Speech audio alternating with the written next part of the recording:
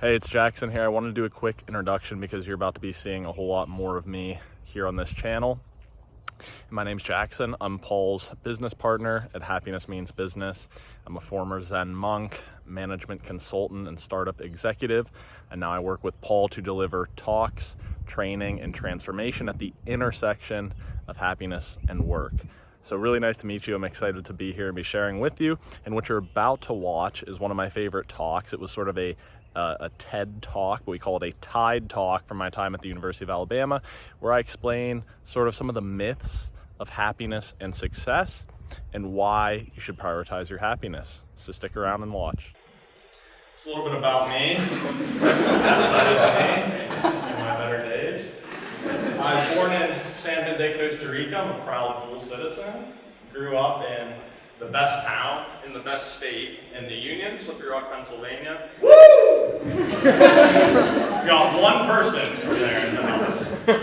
So, I took this gap year to live abroad and learn languages, come back to UA, majoring in economics and finance. And pro tip, it makes the conversation with your parents a lot easier when you tell them about majoring in happiness if you also major in econ and finance.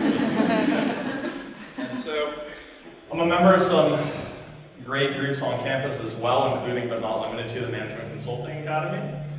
And as I touched on, I may be the first person in history to graduate with a degree in happiness. So I'll tell you a little bit more about why I'm doing this. Who knows what's going on here? This is water. David Foster Wallace, a few people. Great, so you see, right, how's the water, what the heck is water? And the idea with his story is to say, hey, so often the things that are right in front of us, the things that are the most important, are the things we overlook. And that was my experience as I obsessed over, what do I want to study? And finally I found the answer right in front of me, happiness. Now, to my knowledge, there's never been another happiness major here or at any other school. And I think that speaks to the fact that, much like Wallace's fish in their ignorance of water, our society has largely overlooked a subject matter which is at the very heart of our experience.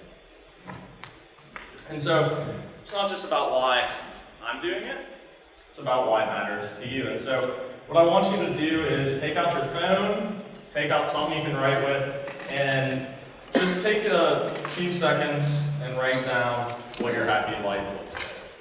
Maybe 10 seconds, nothing crazy. If you're not sure, that's fine. That'll make me look like I know what I'm talking about later. Great. So, who here was somewhat uncertain about what to put down for that? You? Great. Let me ask another way. Who was so certain about their definite, clear picture of happiness that they'd be willing to bet their life that they're right? No one. Okay. Well, this is important, right? Because if a happy life is what we're after, how you answer this question, that's the wager you're making, right? You're betting your life on knowing how to do this. And so it's problematic that we really don't know how to do this. But this is also about why it's important for all of us. Because society does give us sort of a model or narrative for what a happy life looks like. And in my opinion, it looks something like this. You graduate high school, you leave the nest, make new friends, start on your life. Then you get a career, right, so you can make money. Then you settle down, soulmate, American dream, right? And then finally, I guess, you end up being successful, and then you can be happy. But let's see what the science has to say about this model. So this first idea of fresh start, make new friends, all that. Robert Waldinger and his colleagues at Harvard have been running the longest psychological study of its kind, basically tracking every factor you can think of to determine what leads to life satisfaction and longevity. What they found, far and away, the biggest predictor to be is quality of relationships. And so these aren't, Facebook friends, right? These are really time-intensive, deep, meaningful connections that lead to health and happiness. Next, we have this idea of money, right? So what's going on here? Every year, GDP per capita, that's how much money we're all making. It's been increasing, but we see happiness has remained flat. And this is not just a problem here in China. We have huge increases in real income, but you see that dissatisfaction has risen and satisfaction has declined. So we're 0 for 2. Maybe we can turn around with soulmate. And so what's going on in this graph here? Year 0, so year you get married. On the left you have life satisfaction. And so you see 2 years out. 2 years out, it's like, okay, yeah, that's pretty good. 1 year, things are really going well. Year get married is the best year ever. And then you sort of come crashing back to reality. So you see it's not very sustainable. And so now this is for German women. And my hypothesis is that for you American girls, it might look something like this. You have to keep up with us guys. We're not always the best here. And although I haven't been married, we do have some actual data on how this looks.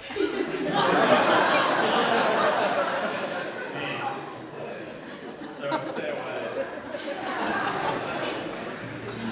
So now, getting back to this, right, we see this idea that you're successful, right, and then you're happy. Once again, people at Harvard, Sean Aker, they've studied this, and what they find is actually the reverse.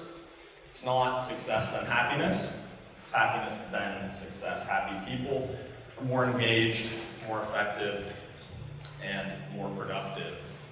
And so how do we do, right? Well, it seems like we underestimate long-term relationships. We overestimate money. Soulmate is not the answer. And success, we have it backwards. So Houston, we have a problem, right? Because we don't really know what makes us happy, and when we go looking for answers in society, we get into trouble. So where do we begin? What is happiness? How do we do it? And this is really the key thing I want to focus on, is this idea of going from what it is to how it is. And that's because what implies something static, something fixed, a trait, whereas how implies something dynamic, a skill or a practice. And if you survey, every discipline, philosophy, religion, science, all of them, this is the common theme. That happiness is a lifelong practice. It's about intentional cultivation. And so, when we want to learn how to do something, what do? 2 things, right? We study it, and we practice it. It's a model for sports, for school, for music, whatever it is. And so, think of happiness as our field of study. And this is just a quick overview of how I see it. So you start at the bottom, right? That's your foundation. Health, wealth, and time. These are your resources. If you don't have those, you're not going to do much else. Moving up, we have this idea of reflective and experienced happiness. And really this is saying, how happy am I in my life, or how happy am I with my life? So the research actually shows these are 2 very different things. For day-to-day happiness, it's training your mind to be more positive, more present, and spending time with people you like. For reflective, it has a lot more to do with your purpose, your goals, and your meaning. And so now, hopefully, you've learned a little something here. I want you to get your phones back out, and you can leave them out this time, so we're going to need them. And look back at what you originally wrote for happiness, and I want you to just reevaluate. What would you add? What would you omit? What would you edit? And take a second to, let that sink in, and if you really feel like it, send it to me. Because I want to see, where your thoughts are, how it worked, what your feedback is. And maybe you don't want to send it to me, send it to yourself. Because I want you, next time you check your email, to get that reminder and be like, oh, geez, that's what I need to start prioritizing, what I need to start focusing on. And so, what did we say, right? Keep your phones out, but when we want to learn how to do something, we said we study it and we practice it. So now we're going to practice it. So I want you to get that phone And open up your camera roll. And just go back a few months, maybe a year, and try to find a picture that really makes you smile or makes you laugh, just a good memory.